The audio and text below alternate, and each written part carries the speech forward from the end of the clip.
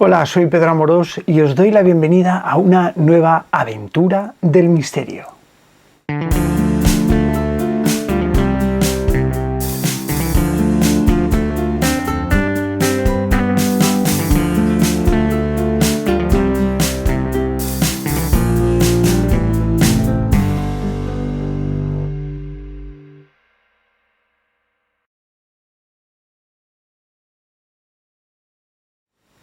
Esta vez vamos a comenzar con nuestro curso de psicofonías, capítulo número 2. Lo primero que tengo que deciros es la importancia para mí y desde luego para la subsistencia de este canal que os suscribáis. ¿Por qué? YouTube no siempre informa a todos de que se ha hecho un nuevo vídeo y para mí, primero por el interés que tengo para que todo esto llegue a vosotros y evidentemente por la motivación que da a uno que sus vídeos sean vistos y reconocidos, pues la verdad es que para mí es muy importante que vosotros veáis estos vídeos. Es por eso por lo que me gustaría haceros hincapié de que os suscribáis ahí abajo. Veréis una palabra que pone suscribirse si no estáis suscritos. Si estáis suscritos pondrá suscrito. Pero cuando lo miréis, veréis que al lado hay una campanita que si la tenéis activada estará de color gris, si no estará de color blanco.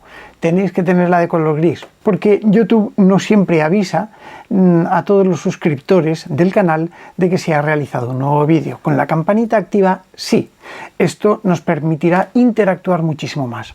Evidentemente, realizar sorteos de cosas que voy a hacer y desde luego poder llegar a vosotros de una forma mucho más directa. Estaremos mucho más en contacto, no cabe duda. Así que lo primero que tenéis que hacer es suscribiros aquí abajo al canal. Con respecto a los comentarios, los leo todos e intento siempre responderlos en la medida de mis posibilidades, ¿no? Y por eso es muy importante que de alguna manera me dejéis, me expreséis qué es lo que opináis, qué es lo que os parece, todos vuestros comentarios que son muy útiles. Creedme, hasta el más tonto a mí me hace muchísima ilusión recibirlo y por supuesto contestarlo. De momento puedo hacerlo, así que lo hago. También tenéis el apartado de la comunidad, en la pestaña comunidad o bien en el mensaje fijado que hay en el primero, ahí tenéis un enlace que lleva a la comunidad de YouTube, ¿no? A la comunidad de suscriptores del canal, ¿no? Para que todos además estemos interactuando entre todos. Ahí realizaré encuestas, mediciones de cómo funciona, todo ese tipo de cosas y también las comunicaciones intrínsecas del propio canal, por supuesto del propio canal y también del propio programa en sí, ¿no? Del propio capítulo que estemos tratando. ¿Por qué es importante para mí realizar este curso de psicofonías? La formación de los nuevos investigadores es crucial para que tengan una buena base, para que realmente tengan una línea por la que seguir y que ya luego ellos determinen por dónde deben de ir, pero por lo menos tener una base, una línea, una formación.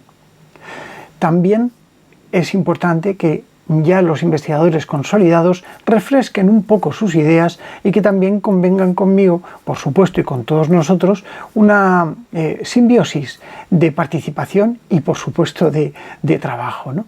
Para que refresquen un poco sus conocimientos. Es muy importante aunar los métodos de experimentación.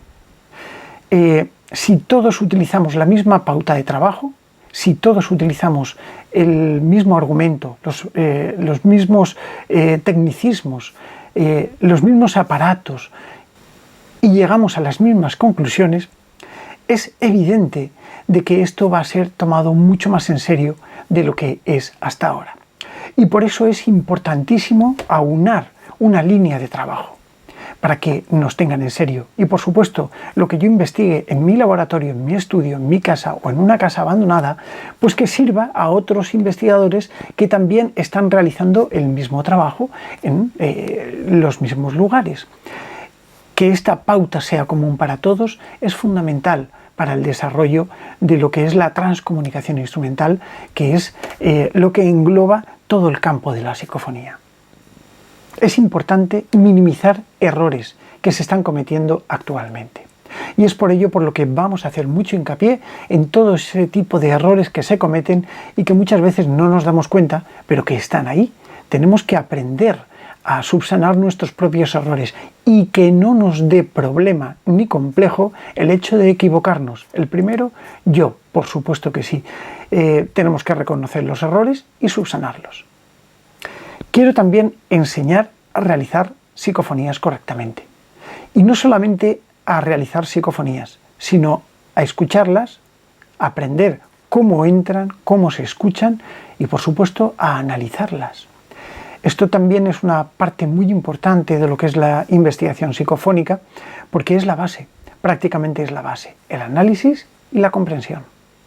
Y desde el punto de vista social, creo que es importante llegar a mucha gente que por circunstancias no pueden adquirir libros, no pueden formarse, porque o no tienen dinero o no pueden comprarlo, los libros que hay, y por supuesto que no pueden acceder a ellos, vaya.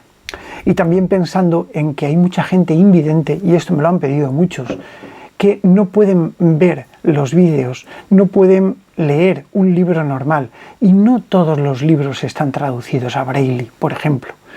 Un audiolibro, un curso explicativo donde se narren las cosas punto por punto, es fundamental para ellos, para poder seguir esto. Quizá por todo esto y por algunas cosas más, todo esto es importante para que yo tenga esta motivación para realizar este curso de psicofonías. Así que como objetivos del curso, lo primero es intentar buscar una explicación tangible, algo que no tiene una fácil comprensión. Lo segundo es crear una pauta de trabajo común para todos los investigadores. Y por supuesto, lo tercero es crear una inquietud. Estos son los objetivos de este curso, ¿no? Así que, sin más dilación, vamos a comenzar con ello. En este curso vamos a seguir los pasos de un libro, concretamente del gran libro de las psicofonías de la editorial Luciérnaga del grupo Planeta. El autor, pues un servidor, yo mismo. Y bueno, es importante que tengamos en cuenta una cosa. Todos los capítulos del curso van a seguir una pauta, una línea. En el anterior capítulo, que lo podéis ver aquí, introdujimos esencialmente lo que era el mundo de la psicofonía y cómo había trascendido. Pero tenemos, lógicamente, que puntualizar muchas cosas. Lo primero que vamos a comenzar es con la historia. Va a ser pesado. Ya os lo digo que va a ser pesado. Pero por favor, guardar los grabadores durante un ratito y vamos a escuchar todo esto. Porque esto es formación. Es necesario que conozcamos la historia de cómo las grabaciones llegan a nosotros para poder comprenderlas. Y para mí es fundamental que vosotros lo sepáis. Evidentemente, en este periplo por la historia de la psicofonía, ni son todos los que están, ni están todos los que son.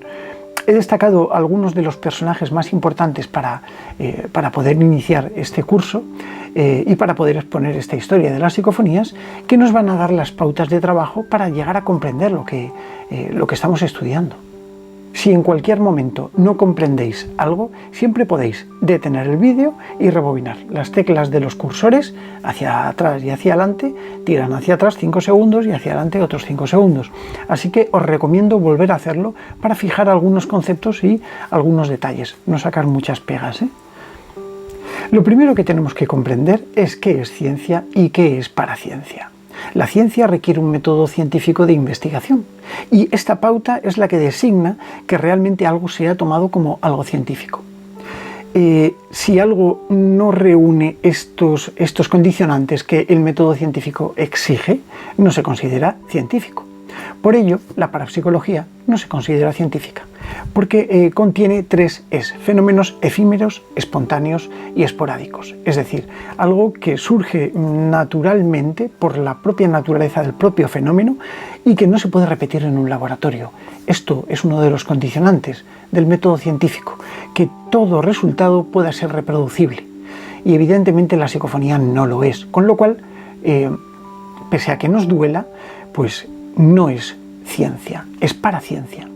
Y a mucha honra, no queremos que sea ciencia, queremos estudiarlo dentro de lo que es el método que en sí lleva asociado lo que es la psicofonía, ¿no? Esto no quita para que científicos y hombres de ciencia estemos trabajando con este fenómeno, investigándolo de cerca, realizando planteamientos, hipótesis y todo tipo de pautas de trabajo lo más cercanas a la ciencia posible. Evidentemente utilizando un método que podría ser perfectamente el método paracientífico de investigación. ¿Qué es una psicofonía? Una psicofonía es un término en lengua española que sirve para definir un fenómeno de tipo paranormal y de tipo acústico que se produce en condiciones normales y técnicamente controladas de grabación, en la que un experimentador realiza una pregunta y algo contesta, responde, dejando una voz grabada, tanto coherente como incoherentemente, y que plantea una interacción con la pregunta que ha formulado el propio experimentador. Las psicofonías pueden tener un origen microfónico, un origen hertziano a través de un aparato de radio, ondas hertzianas, y también puede tener un origen electrónico, causado especialmente mediante sistemas para captar este tipo de voces. En inglés, el término psicofonía se llama EVP, que son las siglas de Electronic Voice Phenomenon y sirve para determinar lo que es este fenómeno de voces electrónicas, que es como originariamente se denominó a lo que es la psicofonía. Un axioma es una proposición evidente que no necesita demostración, es decir, pura lógica. Y podríamos decir que uno de los axiomas es que si nosotros realizamos una grabación técnicamente controlada, mediante un dispositivo electrónico verificado y que realmente es imposible que pues puedan entrar voces externas al lugar y contaminar el lugar de experimentación o de grabación y obtenemos una voz que no estaba allí, podemos decir que se trata de una psicofonía. Así pues, si nosotros obtenemos una psicofonía en un lugar de experimentación controlado, en un lugar donde sabemos que no hay voces externas, donde nada puede interferir dentro de nuestro campo de experimentación, y obtenemos respuestas coherentes a las preguntas planteadas, sin tener una clara lógica de dónde proceden estas voces, esto es una psicofonía. Este fenómeno está englobado dentro de los fenómenos paraacústicos de la parapsicología y a su vez es una de las ramas de la transcomunicación instrumental, la base, prácticamente la base.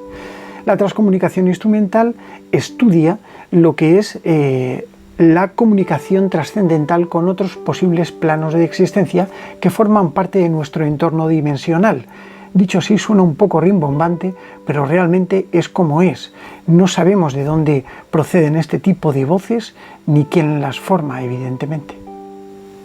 Por ello, pensamos que pueden tener un origen trascendental, un origen dimensional distinto al nuestro, pero esto lo vamos a ver un poquito más adelante. Por lo tanto, la base del fenómeno psicofónico está englobado estrictamente dentro de lo que es el cuadro parapsicológico. Esto es porque realmente la psique humana influye de una manera muy directa sobre la producción de las psicofonías. No quita para poder establecer y decir con naturalidad que cuando hablamos de psicofonías hablamos de un fenómeno puramente físico y demostrable, palpable y tangible, muy objetivo, pero no deja de tener una cierta influencia lo que es el propio origen de la psique del individuo, del experimentador o de los presentes en la grabación, que puede llegar a influir. ¿Se pueden grabar psicofonías sin la necesidad del experimentador? Lo hemos demostrado y por supuesto que sí. Pero esto no implica para que la psique humana tenga una incidencia directa sobre el propio fenómeno. Y vamos a ver dentro de muy poco cómo lo hace. Pero, ¿cómo llega la psicofonía hasta nosotros? Antes de responder a esta pregunta, que es muy interesante, vamos a caminar un poco de la historia y vamos a ver cómo realmente el sonido empieza a ser captado y cómo poco a poco los buscadores del misterio, de lo intangible y de estas voces extrañas empiezan a aparecer. Podríamos decir sin miedo a equivocarnos que el primer sistema de grabación y reproducción fue el fonógrafo, de la mano del inventor y erudito Thomas Alva Edison en el año 1876. Sin embargo, 30 años antes, un francés llamado Edward Leon Scott diseñó y patentó un sistema de grabación de sonido que, aunque no podía reproducir lo que registraba, sí dejaba patente la huella oscilográfica del resultado.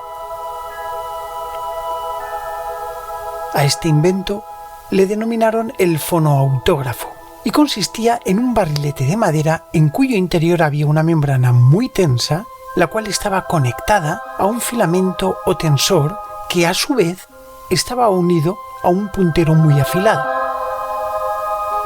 Este puntero oscilaba con las vibraciones del sonido que impactaban sobre la membrana y se movía y dibujaba sobre un cristal o papel ahumado que recogía la secuencia del sonido en forma de ondas. En nuestros días, un equipo de ingenieros de la Biblioteca del Congreso de los Estados Unidos fue capaz de escanear y reproducir uno de estos registros realizado el 9 de abril del año 1860. Sorprendentemente, encontraron una famosa canción francesa, Au clair de la lune, siendo pues este registro la primera grabación de sonido realizada en la historia.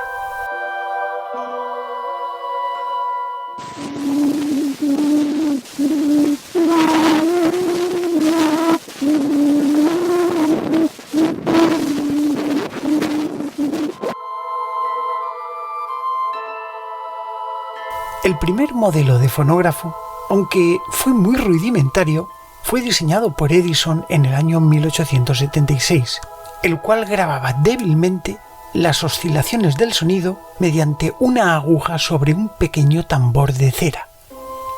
Posteriormente fue perfeccionándolo para conseguir más amplificación y lo hacía a través de una enorme trompeta de membrana conectada al propio sistema. The first words I spoke in the original phonograph, a little piece of practical poetry. Mary had a little lamb, its fleece was white as snow, and everywhere that Mary went, the lamb was sure to go.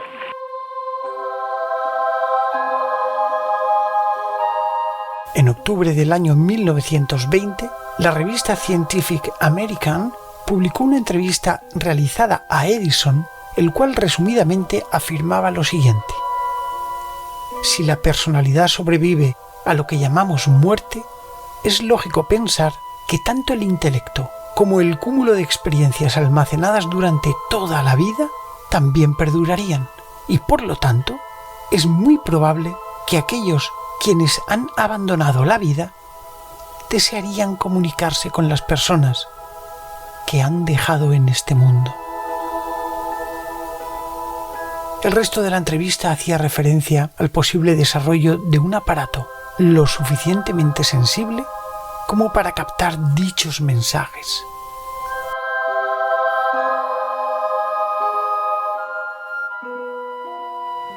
Después de que Thomas Alva Edison inventase el fonógrafo y llegase a las conclusiones que se habían expuesto anteriormente, ¿sería el propio fonógrafo un invento realizado con la intención de probar la supervivencia del alma?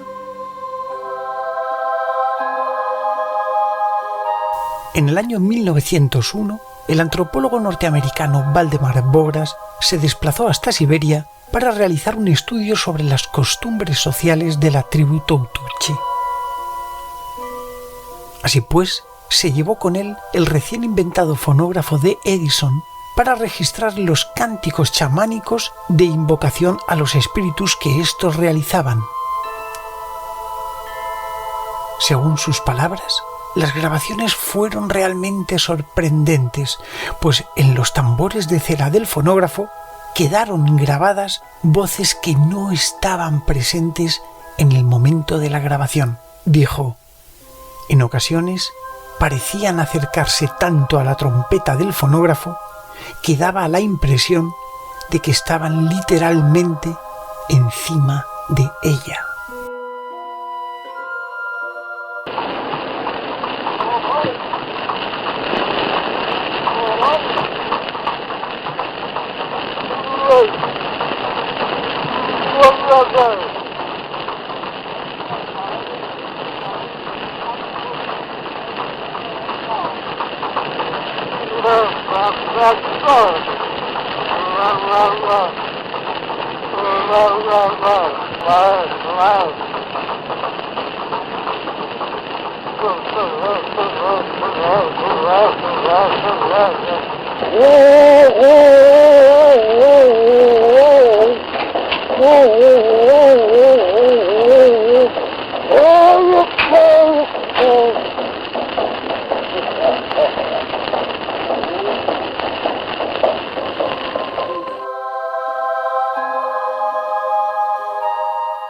En el año 1909, un portugués afincado en Brasil llamado Augusto de Oliveira Cambraia presentó al Archivo Nacional de Patentes de Río de Janeiro un aparato bautizado como el telégrafo vocativo Cambraia. Según la descripción que este mismo hacía del mismo, figura lo siguiente: aparato que sirve para la transmisión de correspondencia universal con los espíritus iluminados. Se utiliza para obtener la falange de los espíritus, la correspondencia para el engrandecimiento moral y espiritual del planeta Tierra. Como veremos en posteriores capítulos de este curso de psicofonías, hay tres modalidades o tres formas de proceder a la hora de captar psicofonías. Tenemos psicofonías microfónicas, las que son captadas por un micrófono y un sistema de grabación. Tenemos psicofonías obtenidas por trasradio, que son aquellas que se obtienen mediante el uso de un aparato de radio, ondas hertzianas, en combinación con un micrófono, lo explicaremos. Y tenemos también las voces directas, que son voces que se han obtenido mediante sistemas electrónicos especiales, específicos o diseñados expresamente para este fin. Tenemos un ejemplo muy claro, por ejemplo, las voces de Marcelo Bacci, que hace muy poquito tiempo que ya nos dejó, pero que su legado psicofónico queda ahí de una manera verdaderamente espectacular. Pues bien, en el año 1915 ya tenemos varios testimonios y varias pruebas registradas mediante ondas electromagnéticas, las cuales fueron ya catalogadas como voces electrónicas o voces de otros mundos. Desde que el físico alemán Heinrich Hertz descubrió en el año 1887 las ondas electromagnéticas de la radio, hubo un hervidero de ideas para la aplicación de las mismas, algo que se traslada incluso hasta nuestros días. Muy probablemente fue por ello por lo que en el año 1915 aparecería publicado en la revista inglesa Light un artículo que trataba de la posibilidad de captar mediante receptores de radio frecuencias electromagnéticas procedentes de otros mundos. Quizás, influenciados por ello, el neurólogo italiano Ferdinando Casamali, junto con el psiquiatra ruso Vladimir Becherev, se plantearon la posibilidad de que las ondas electromagnéticas del cerebro, de algún modo, saliesen de la mente y pudieran ser recibidas por un receptor. Fue por ello por lo que en el año 1923 realizaron un experimento con 2 epilépticos y 2 psicóticos. Así pues, utilizando una jaula de Faraday y un receptor de radio en VLF, Very Low Frequency, ondas que cubrían largas distancias, comenzaron a escanear frecuencias con el fin de captar los mensajes que los sujetos emitían con su mente. Según se sabe, pudieron captar voces muy extrañas a través de la radio y que supusieron que se trataba bien de la actividad mental de los sujetos o de algo que se les estaba escapando y que posiblemente procediese de algún lugar desconocido.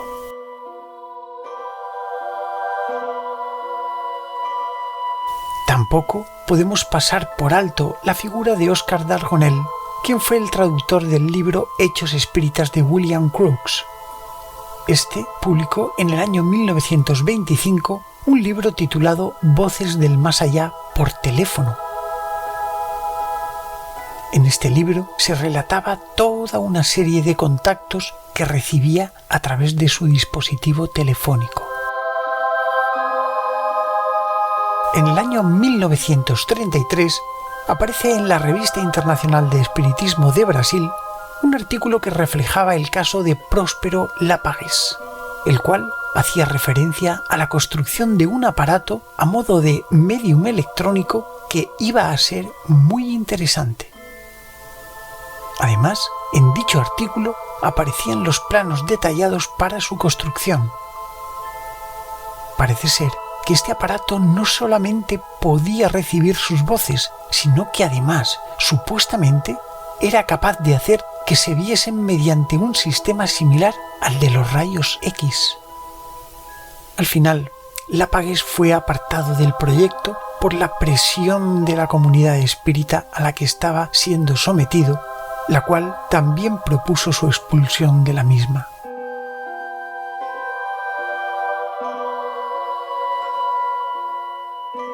Un conocido escritor e investigador de fenómenos forteanos llamado John Alva Keel publicó en el año 1970 un libro llamado Operación Caballo de Troya.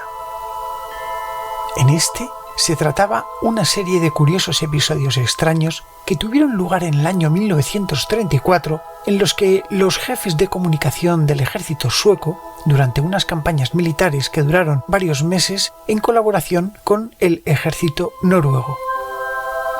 Parece ser que los técnicos de radio comenzaron a captar una serie de extrañísimas voces de origen totalmente desconocidas para ellos. Las frecuencias eran ultra secretas, así pues, ¿cómo era esto posible? No pudieron darles una explicación. Les denominaron voces electrónicas o voces del universo. Este fenómeno volvió de nuevo a repetirse en el año 1942 y prácticamente se prolongó durante casi toda la Segunda Guerra Mundial. Los técnicos de la radio afirmaban categóricamente que estaban recibiendo mensajes de los fallecidos en combate.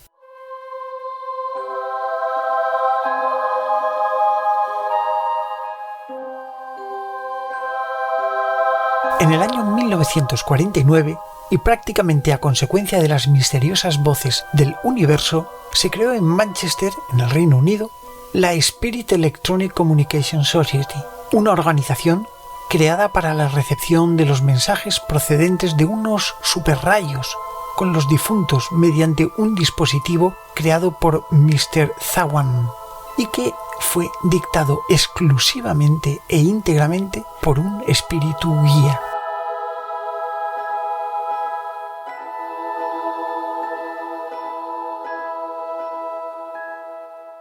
En el año 1951, en Estados Unidos, un afamado ingeniero llamado John Otto, residente en Chicago, pudo estudiar unas misteriosas comunicaciones obtenidas por un grupo de radioaficionados en las que se dirigían a ellos en diferentes idiomas. Dichas comunicaciones eran técnicamente imposibles y por lo tanto llegó a plantearse la posibilidad de que no fueran de origen terrestre. Como detalle curioso, Otto afirmaba que las voces eran rápidas, tenían una especie de cantinela, eran cantarinas, algo que los investigadores en la TCI sabemos que coincide ampliamente con las psicofonías. Por estas mismas fechas, estudiosos como el Dr. New o el alemán Karl Hirschmann obtuvieron misteriosas grabaciones en cintas magnetofónicas, las cuales afirmaban no ser de este mundo. Una de las cuestiones más extendidas para toda la comunidad de la transcomunicación instrumental en general es que fue Freddy Jurgenson quien descubrió la psicofonía. Y no faltan razones para poder argumentar esto, evidentemente porque fue uno de los investigadores que empezaron con el fenómeno y lo continuaron. Sin embargo, 7 años antes de que Jurgenson encontrase su primera grabación psicofónica de manera casual, iba a ocurrir algo muy interesante que es muy probable que hubiera puesto un poco en la línea a Jurgenson para poder determinar que lo que estaba captando era algo anómalo, algo de origen paranormal. En una nota de prensa de la revista italiana Astra, en junio del año 1990, apareció un curioso artículo en el que se narraba un hecho que iba a ser esclarecedor para los interesados en la psicofonía.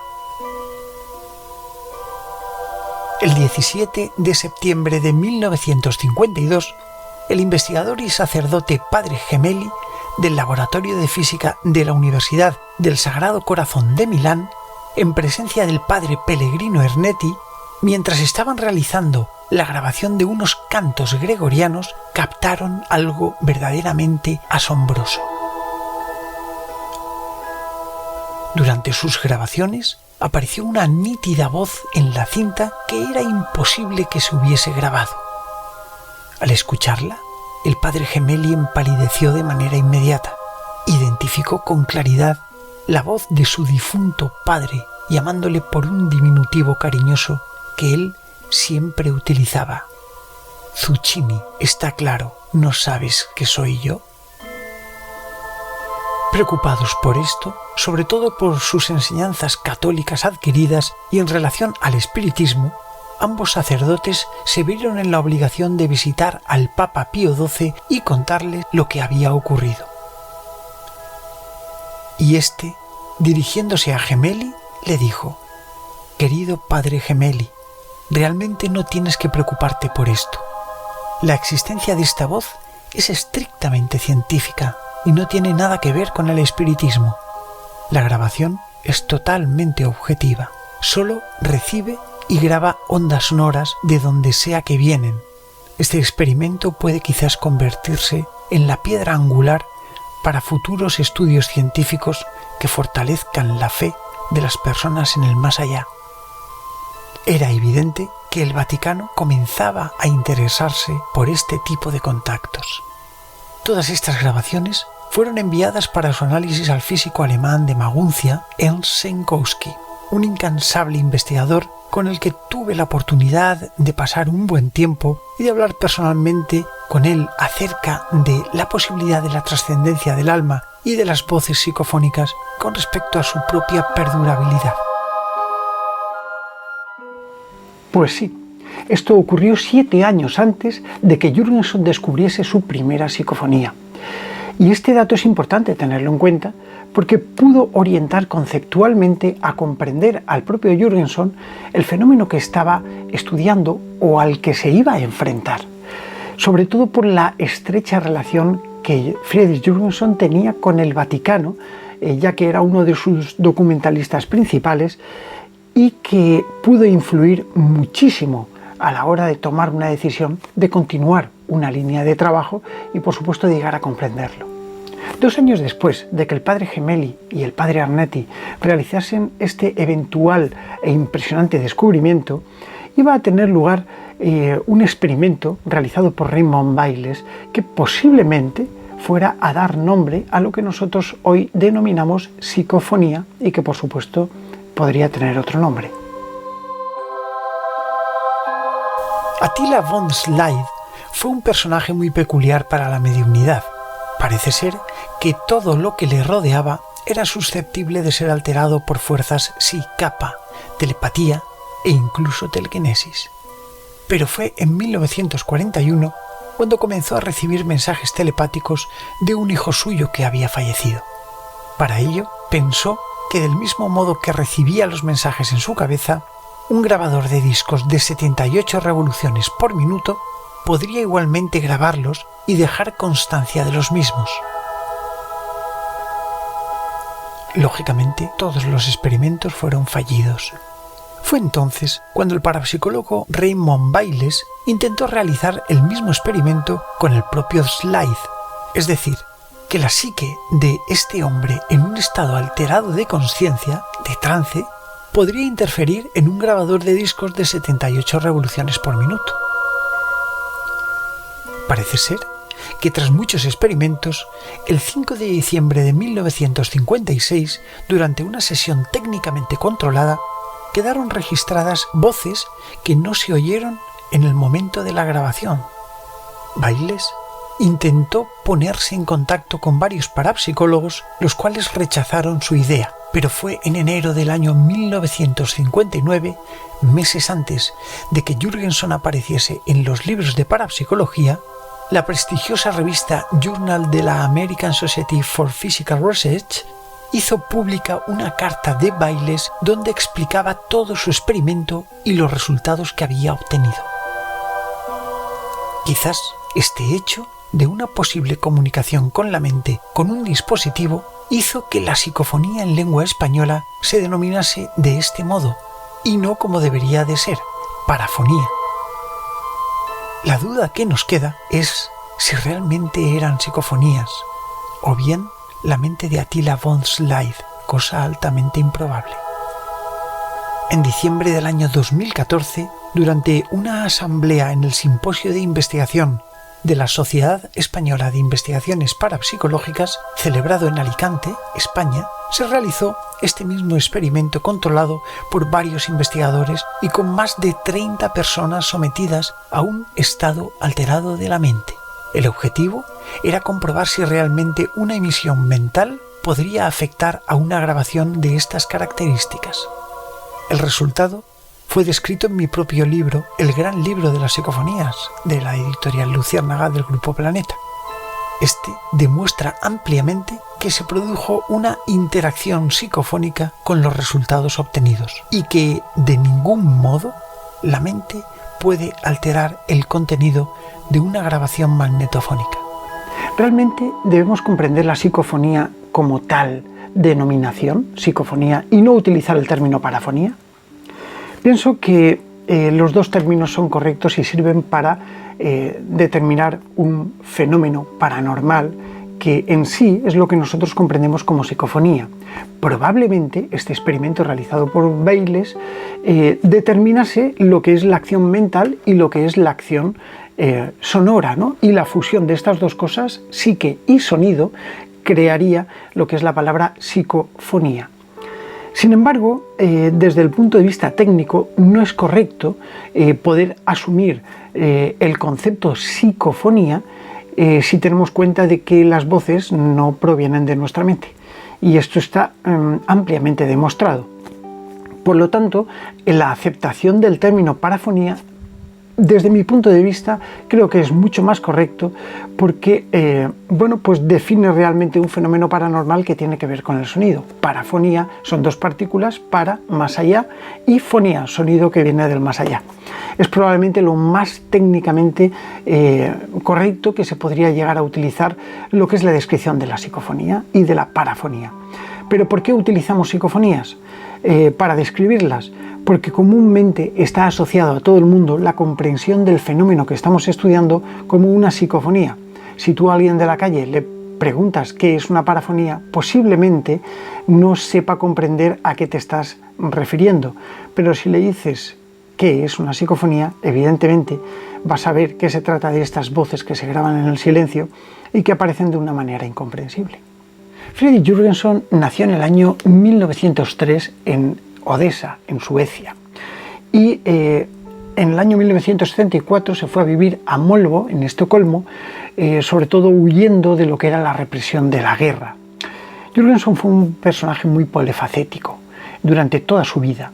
Era artista, cantaba ópera, era pintor y le encantaba prácticamente todo lo relacionado con el arte, hasta que se dedicó al campo que más le gustaba, los documentales. Realizó varios muy importantes, sobre todo la filmación y documentación de la reconstrucción de las ruinas de Pompeya. También se basó en la Basílica de San Pedro de Roma, por lo que el propio Papa Pablo VI en el año 1972 le otorgó la Gran Cruz del Comendador de la Orden de San Gregorio Magno, algo que iba a ser un hecho muy determinante por su relación con el Vaticano. Y otro de los detalles importantes es que realizó un exhaustivo documental sobre la licuefacción de la sangre de San Genaro. El 12 de junio del año 1959, Jürgenson estaba realizando la sonorización de un documental sobre animales. Necesitaba un canto de los pájaros, del mirlo y sobre todo del pinzón. Así que por un pequeño lago que había detrás de su casa, fue dando una vuelta con su UR por 4000L y bueno, pues de alguna manera quiso grabar el canto de los pájaros. No sabía muy bien dónde ubicarse hasta que encontró una pequeña casita de madera, una cabaña, en la que él habitualmente solía tomar el sol de vez en cuando para relajarse, porque era un ambiente muy tranquilo y muy silencioso. Subió hasta el piso de arriba, colocó allí su pequeño grabador, abrió la ventana y poco después se dio cuenta de que un mirlo y un pinzón estaban deambulando por allí, concretamente lo que él necesitaba. Así que comenzó a grabar. Estaba muy entusiasmado porque había conseguido la grabación esperada, pero cuando allí mismo rebobinó y escuchó la grabación, se dio cuenta de que había algo raro. Se escuchaba la voz el sonido del canto de los pájaros, y de repente empezó como a disiparse, a irse, y apareció como un sonido de corriente de estática del pasar la cinta, ¿no? A continuación de esto aparece como una cascada de agua cayendo, ese sonido blanco que produce una cascada de agua al caer o incluso el agua sobre la ducha, y detecta que había como voces lejanas, susurros, cuchicheos, algo que hablaba, mezclado entre ese sonido. Estaba muy mezclado, pero algo estaba hablando. Pensó que se trataba de un defecto del magnetofón o que una onda de radio procedente de alguna emisora de Radio Luxemburgo en aquel momento pues podía haberse introducido dentro de la grabación. Así que volvió a realizar una segunda prueba, pero esta vez se dio una vuelta por el entorno con el fin de verificar, de cerciorarse de que realmente allí no había nadie, de que estaba él solo. Volvió a realizar un segundo experimento, pero esta vez primero se cercioró de que por los alrededores no había nadie. Buscó y buscó de una forma incesante para ver si había alguien escondido, que estaba allí tomando el sol, o no había nadie. Subió de nuevo a la cabaña, puso de nuevo su grabador en disposición de grabar, pulsó las teclas play y rec y comenzó a grabar el canto de los pájaros. En el playback fue alucinante, porque se escuchaba el sonido del fondo de los pájaros, lógicamente, pero empezó a irse de nuevo y apareció otra vez esa cascada de agua, ese sonido como de agua caer. Lo primero que escuchó fue como una trompeta, de estas que anuncian un mensaje, que se va a producir un mensaje o algo así. Y a continuación empezaron a hablar unas voces en noruego que, bueno, estaban hablando entre ellas y hablaban del canto de los pájaros. Justamente él estaba grabando el canto de los pájaros y aparecían voces que estaban hablando del canto de los pájaros entre ellas, eran como dialogantes. Esto fue lo que supuso una ruptura de control para Fredrik Jürgenson y lo que le hizo introducirse dentro de lo que es el fenómeno que acababa de descubrir de una manera totalmente casual, que era la psicofonía. Y de este modo, el 12 de junio quedó descubierta la psicofonía de una manera totalmente casual por Fredrik Jürgenson. Sin embargo, dándole vueltas a la cabeza, un mes más tarde, concretamente el 12 de julio, Jürgenson estaba en su casa, tranquilamente, y aprovechó a que todo el mundo durmiese para realizar una nueva grabación. Fue algo impresionante porque él estaba grabando, se le habían olvidado los auriculares en otro lugar y no podía estar monitorizando qué era lo que recibía. Pero se dio cuenta de que el búmetro indicaba que estaban entrando grabaciones constantemente. Esperó a la mañana siguiente para poder escuchar todo aquello, porque necesitaba darle muchísima voz y eran altas horas de la noche y no quería despertar a nadie. Así que esperó a la mañana siguiente para escucharlo grabado. Fue algo impresionante. Lo primero es que grabó una voz que avisaba del nombre de Churchill. Luego aparecía otra voz que le decía que aparecerían ellos en primavera. Luego otra voz se dirigía a él directamente: Friedrich, te estamos observando. Y luego recibió un mensaje que fue lo que cambiaría prácticamente el concepto de Jürgenson y lo que le induciría realmente a la experimentación profunda en el campo de las psicofonías. Y fue lo siguiente: Friedrich, cuando traduzcas e interpretes al alemán durante el día, intenta resolver la verdad cada tarde con la nave de la oscuridad. Esto le cambió el concepto radicalmente y se dio cuenta de que estaba contactando con alguien. Él lo denominaba la nave de los muertos. El 30 de abril del año 1960 iba a ocurrir algo especial en la vida de Freddy Jurgenson. Estaba realizando pruebas, vio un pájaro posado en la ventana y rápidamente empezó a grabar para ver si podía registrar su canto. En el playback apareció una voz que él reconoció inmediatamente. Era la voz de su madre, Helen. Había fallecido en el año 1955 por unas complicaciones en una operación de cadera y desde entonces, pues evidentemente, Jurgenson la recordaba con muchísimo cariño. Esta voz le decía que estaba viva, que ella vivía, que su padre vivía, que amigos del propio Jurgenson vivían.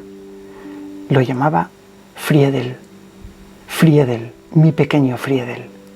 Así es como empezaba aquella grabación.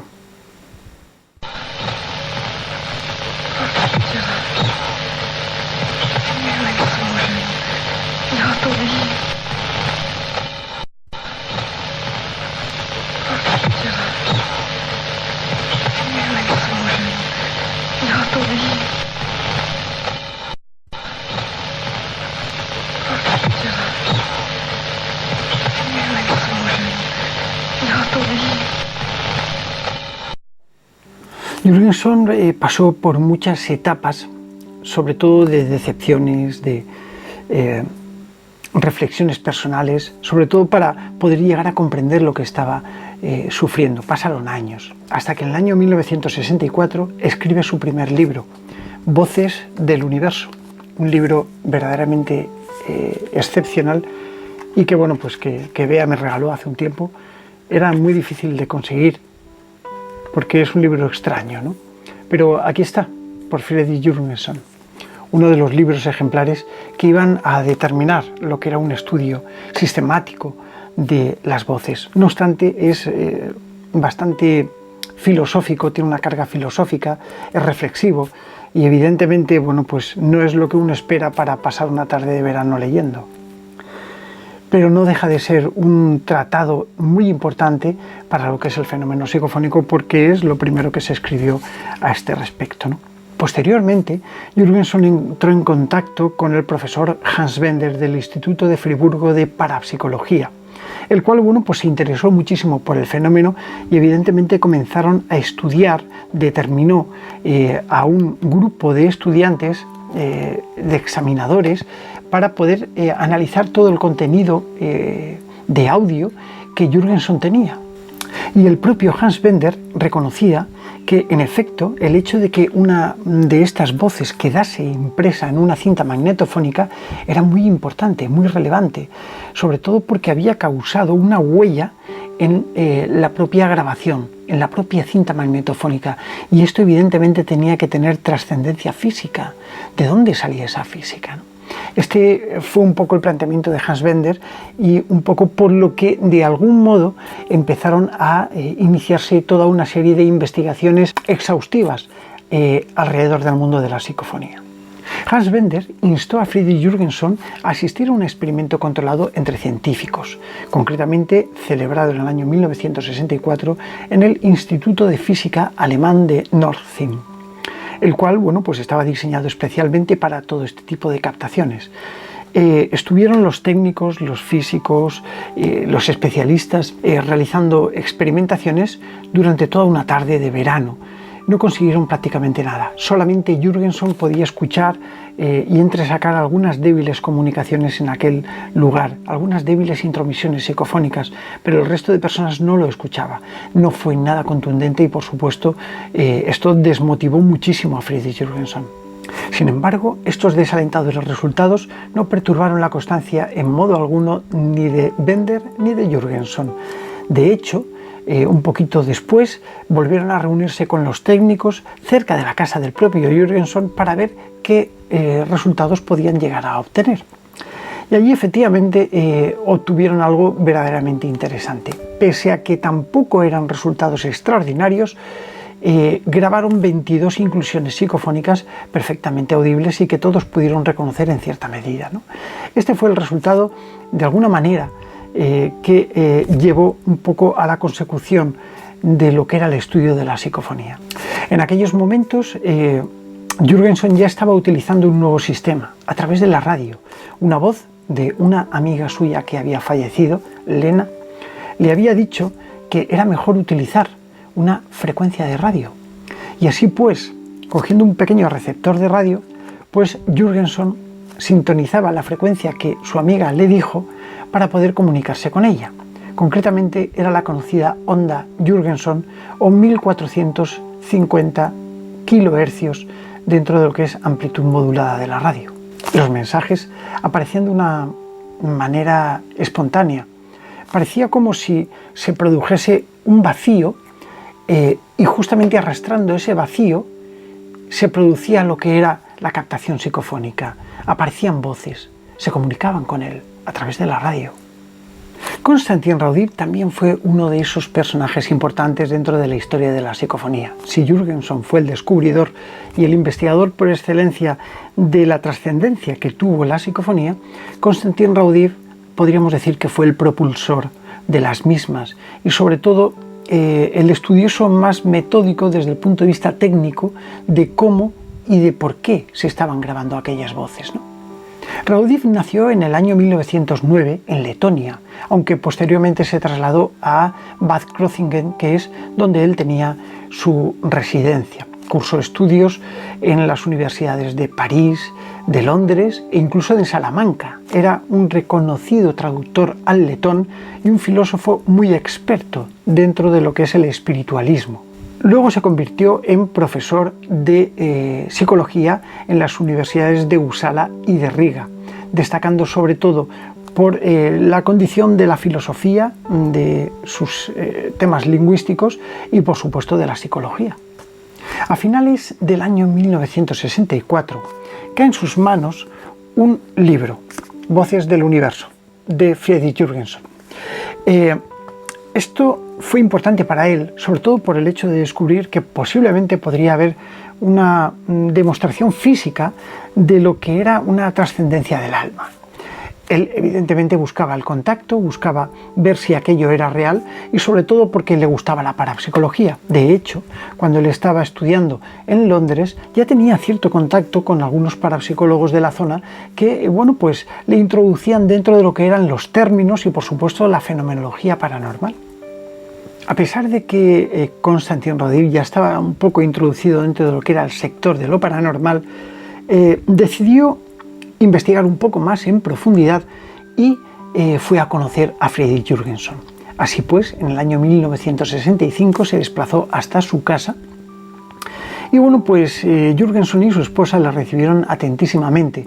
Este quedó prendado, ya no solamente por el carácter que tenían Jürgenson y su esposa hacia él, sino también por todas las investigaciones que le enseñó el propio Jürgenson y que le mostraba pues incluso las voces grabadas del propio Adolf Hitler o el propio masajista de Himmler e incluso Boris Karloff y algunos otros personajes que, bueno, que probablemente podían ser muy célebres en aquella época, sobre todo en tiempos de la guerra, ¿no? Y de este modo procedieron a realizar algunos experimentos. Jürgenson mostró cómo experimentaba él a Raudive, le dijo la pauta que tenía que seguir, cómo debería hacerlo y de algún modo Raudive siguió sus pasos y experimentó. Así pues, se puso a experimentar y a finales del 1965 se unió con Jürgenson para realizar una investigación en conjunto en la ciudad de Nishud y allí empezaron a realizar pruebas. Dicho experimento tuvo lugar el 10 de junio, concretamente por la tarde. Ambos investigadores se reunieron y empezaron a experimentar. No obtuvieron prácticamente nada, solamente algunas intromisiones sin fuerza, sin intensidad. Y esto, bueno, pues no le convenció para nada a Raudive. Pero Jürgenson le decía que no se desmotivase, que siguiese hacia adelante, porque lo iba a conseguir. A las 9:30 de la noche tomaron una determinación, que ambos investigadores se iban a concentrar cada uno en una persona fallecida y con la que habían tenido mucha relación. Jürgenson lo hizo con su madre y Konstantin Raudive con una antigua secretaria suya que tenía muchísimo apego, mucho cariño, que era Margaret.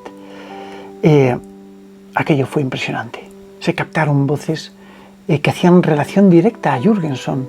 Friedrich, Friedrich, Friedrich, le llamaban.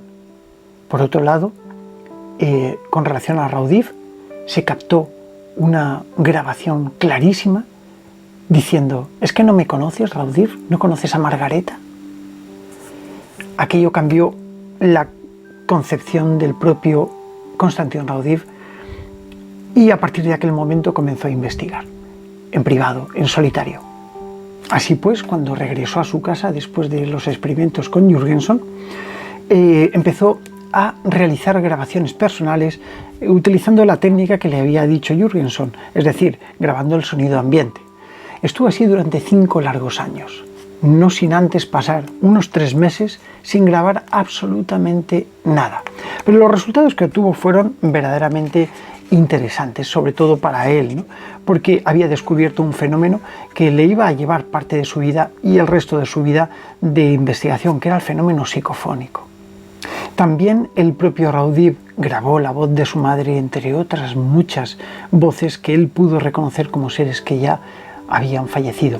Hasta que en el año 1971, por parte de la Colin Smith, se realizó un experimento totalmente controlado, donde pues asistieron una serie de técnicos, una serie de científicos expertos en pantallas de radiofrecuencia para impedir que se introdujesen radiaciones externas, con el objetivo de que la propia compañía editorial, hablamos de la Colin Smith, publicase un libro en lengua inglesa que el propio Konstantin Raudive pues habría escrito, ¿no?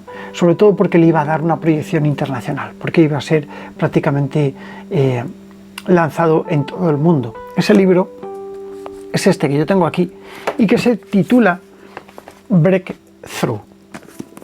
Es un libro sumamente interesante que desde luego está lleno de mensajes, lleno de comunicaciones, lleno de psicofonías que el propio Konstantin Raudive fue recogiendo. Incluso, por ejemplo, acabo de abrir una página donde hablan de Madrid.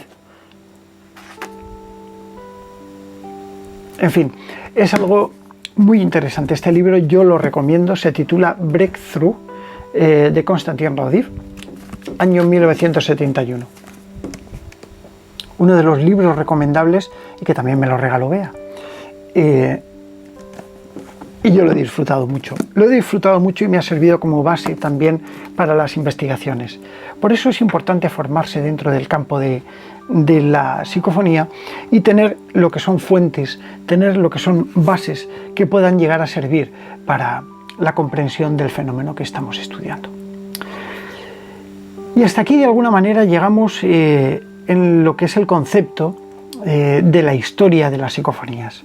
A partir de aquí ya comienzan los investigadores en otros cauces, en otros campos y en otros países. En España, por ejemplo, tuvimos a nuestro introductor, que fue el profesor y querido amigo mío, Germán de Argumosa, el cual, bueno, pues a condición de las psicofonías que se grabaron en la Casa de las Caras de Belmez, se expuso en febrero del año 1972, se expuso en el Real Club Yelmo de Madrid una conferencia en la que se introducía la psicofonía por primera vez en España. Por supuesto, el propulsor de todo esto aquí en España fue mi también queridísimo amigo, el doctor Fernando Jiménez del Oso, el cual habló en sus programas televisivos sobre la psicofonía y sobre esto que nos planteaba una duda razonable de existencia de una posible vida más allá de la muerte, ¿no? Y del cómo realmente poder registrarlas.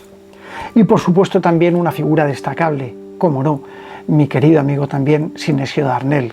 Todos estos ya nos han dejado y bueno, pues han formado parte de la historia porque han sido los propulsores y los precursores de la psicofonía, por lo menos en nuestro país, en España. Podría hablar lógicamente de otros grandes investigadores en otros países, pero la historia sería interminable. Así que ya para profundizar un poquito más en cada uno de ellos, pues vamos a buscar más datos, ya personalmente cada uno de dónde y de cómo quieren, ¿no? Pero destacables, yo creo que por lo menos en España tenemos la figura de Germán de Argumosa y de Sinesio Darnell como unas figuras importantes dentro de lo que es la introducción de la psicofonía en España, el estudio, la experimentación y por supuesto la divulgación. Y bueno, hasta aquí esta aventura del misterio por hoy, este curso de psicofonías, este segundo capítulo del curso de psicofonías.